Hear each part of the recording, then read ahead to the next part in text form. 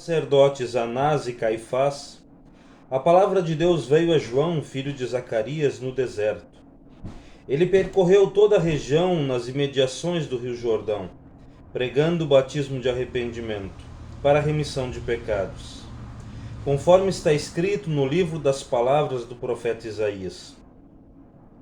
Voz do que clama no deserto, preparem o caminho do Senhor, endireitem as suas veredas. Todos os vales serão aterrados e todos os montes e colinas serão nivelados. Os caminhos tortuosos serão retificados e as estradas irregulares serão aplanadas. E toda a humanidade verá a salvação que vem de Deus. João dizia às multidões que saíam para ser batizadas: raça de víboras, quem deu a entender que vocês podem fugir da ira vindoura? Produzam frutos dignos de arrependimento. E não comecem a dizer uns aos outros: temos por pai Abraão. Porque eu afirmo a vocês que Deus pode fazer com que destas pedras surjam filhos a Abraão. E também o machado já está posto à raiz das árvores. Portanto, toda árvore que não produz bom fruto é cortada e lançada ao fogo. Então as multidões perguntaram a João: o que é que devemos fazer? Ele respondeu: quem tiver 2 túnicas, reparta com quem não tem. E quem tiver comida, faça o mesmo. Também alguns publicanos chegaram para ser batizados e perguntaram a João: mestre, o que devemos fazer? Ele respondeu: não cobrem mais que o estipulado. Também os soldados lhe perguntaram: e nós, o que devemos fazer? E ele lhes disse: não sejam prepotentes, não façam denúncias falsas e contentem-se com o salário que vocês recebem. Há uma expectativa no nosso texto. A expectativa para a vinda do Messias, do Salvador, do Rei prometido. E só essa expectativa porque um dia Deus falou. Deus prometeu que haveria salvação, ali haveria libertação para o povo. Muitos chegam a se perguntar: será que não é João Batista o próprio Cristo? É bem verdade que muito havia se distorcido a expectativa da chegada do Messias, pois a grande maioria estava esperando um rei político que libertaria o povo do domínio romano, que não teriam mais de pagar impostos, que reinariam sobre os outros povos. Mas há uma expectativa pela chegada do Messias, do Salvador, apesar de distorcida. O povo judeu era o povo da aliança, o portador das promessas de Deus. Era o povo que descendia de Abraão. Por isso eles esperavam que outros povos teriam de se arrepender e se voltarem a eles, os judeus. Mas João Batista prega uma mensagem de arrependimento, de conversão, de mudança de mente para os judeus também. Ou seja, ninguém fica de fora. Isto certamente causa estranheza ao povo. Como assim? Os outros que deveriam se arrepender e virem até nós. Como assim que nós também temos de nos arrepender, de nos converter? Por isso, uma pergunta crucial é: onde está a confiança do povo para a sua salvação? Na promessa de Deus, na sua palavra, ou nos seus próprios méritos? O texto diz que a palavra de Deus veio a João Batista e ele então prega batismo de arrependimento. Ou seja, é a palavra de Deus que está sendo proclamada. É Deus quem está por detrás da ação. E só há arrependimento porque é a palavra de Deus. E ela produz aquilo que diz. Aí está o poder da palavra. ela faz, ela produz, ela cria, ela concede aquilo que ela proclama, que ela designa. Assim como nós temos, por exemplo, em nossos cultos, um momento de confissão e absolvição de pecados. E João diz para se preparar o caminho do Senhor, para se endireitar as suas veredas. Ele diz que todos os vales serão aterrados e todos os montes e colinas serão nivelados. Os caminhos tortuosos serão retificados e as estradas irregulares serão aplanadas. E toda a humanidade verá a salvação de Deus.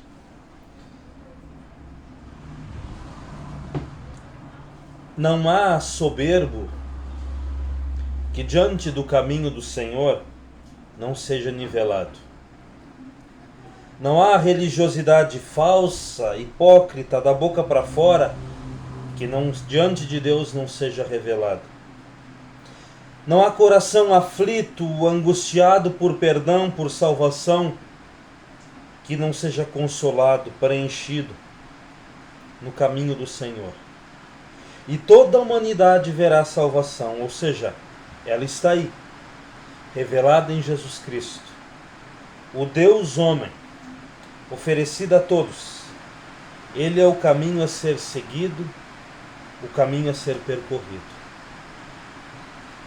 Em Jesus todos são nivelados, todos são tratados como pecadores, mas pecadores que por Deus foram amados em sua miséria e abraçados pelo perdão e misericórdia em Jesus.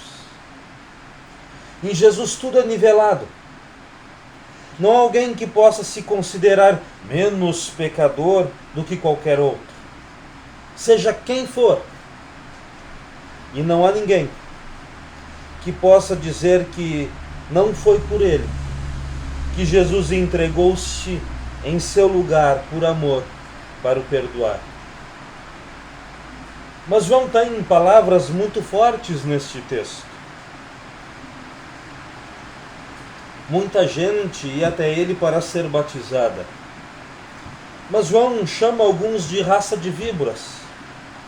Pergunta-lhes sobre quem foi que os induziu a fugirem da ira que está para vir. Ele vai dizer para que produzam frutos dignos de arrependimento e não ficarem por aí dizendo: somos descendência de Abraão. O que está acontecendo aqui? Lembra da pergunta crucial? Onde está a confiança do povo?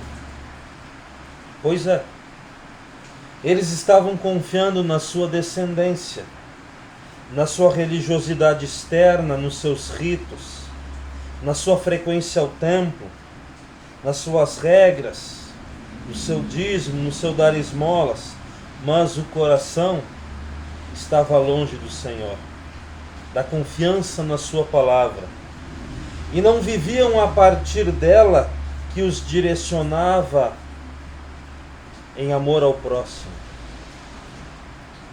Eles eram seus salvadores, numa religiosidade falsa, vazia, pois mantinham seus corações endurecidos e não permitiam que a palavra de Deus os convertesse. Mas diante da pregação de João Batista, ao demonstrar a eles que eles também precisavam se converter, precisavam de arrependimento, de mudança de mente, de coração, de vida, a palavra, como eu disse, é poderosa e ela parece ter tocado o coração de muitos.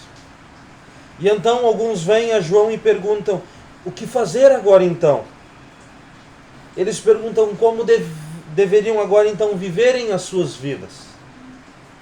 E João lhes responde: quem tiver mais condições, reparta com quem não tem.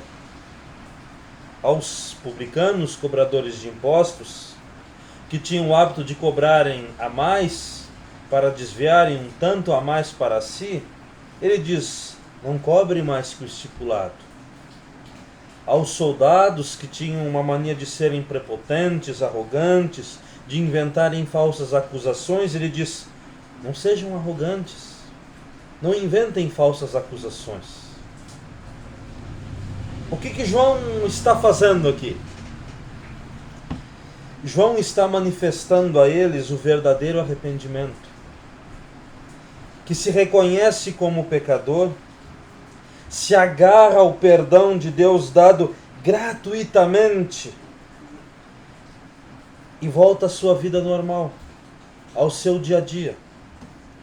E procura viver esta sua fé no seu dia a dia da melhor maneira, em amor ao seu próximo, favorecendo o próximo nas suas necessidades, procurando agir com justiça, com lealdade, tratando com humildade, e isso na realidade de cada um.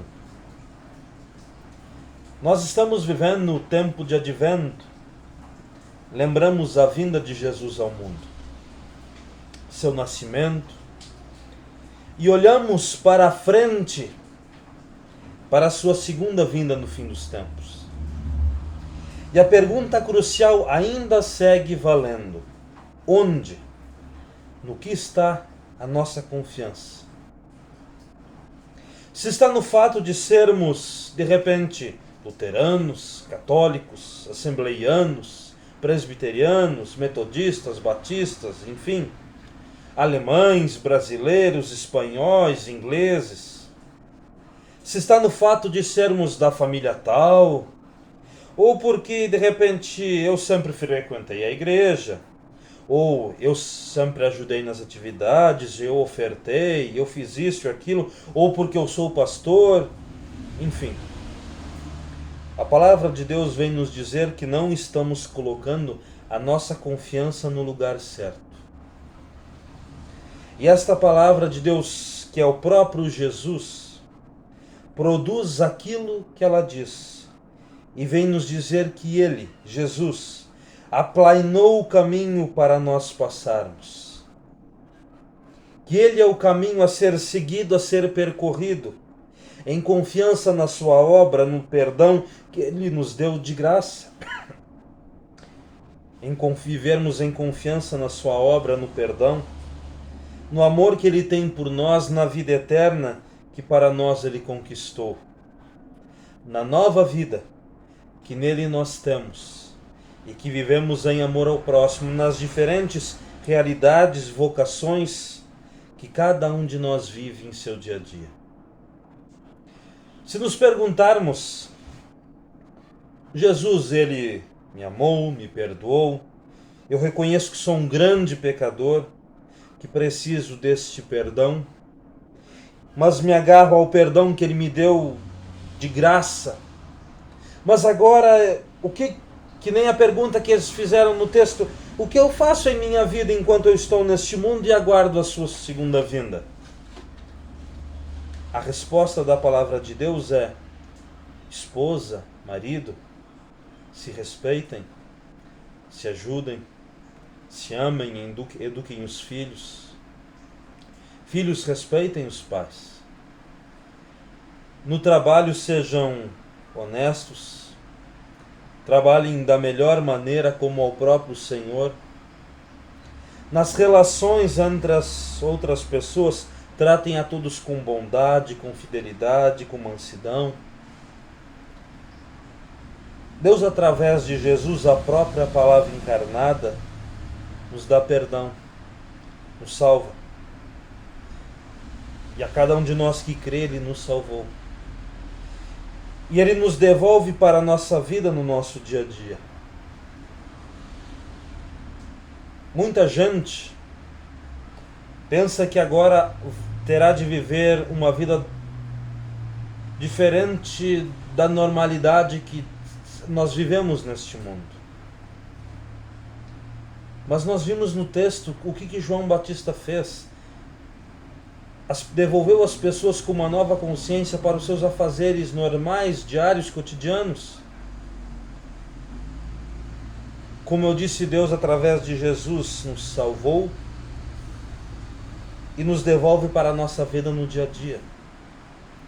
A mãe que troca a fralda de um filho, no marido que chega em casa e trata bem a esposa, ajuda a esposa nos afazeres de casa, na esposa que respeita o marido, no seu trabalho, na sua, de repente, carpida na terra, lá plantando, né?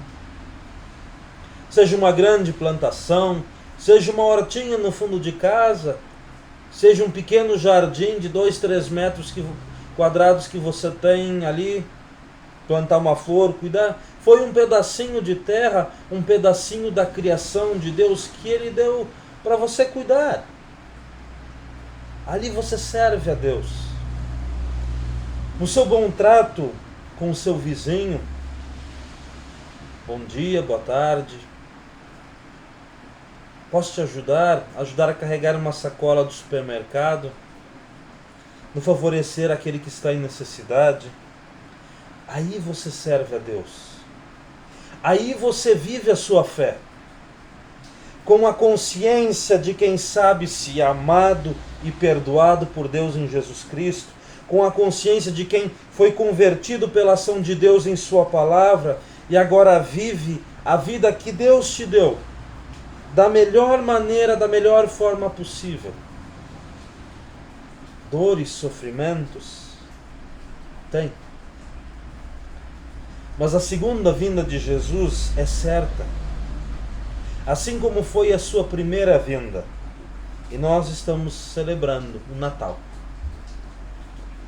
E este que virá é o próprio Deus, que se permitiu nascer como um bebê, viver entre os homens, sofrer em nosso lugar, ressuscitar, vir hoje a nós através de sua palavra, nos converter a Ele, mudar a nossa mente, o nosso coração, nos dar uma nova mente, um novo coração, uma nova vida, uma nova esperança, uma nova perspectiva, uma nova consciência.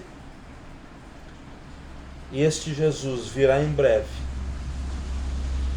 E com Ele, em seu reino, de paz e justiça, eternamente viveremos. Isto é certamente verdade.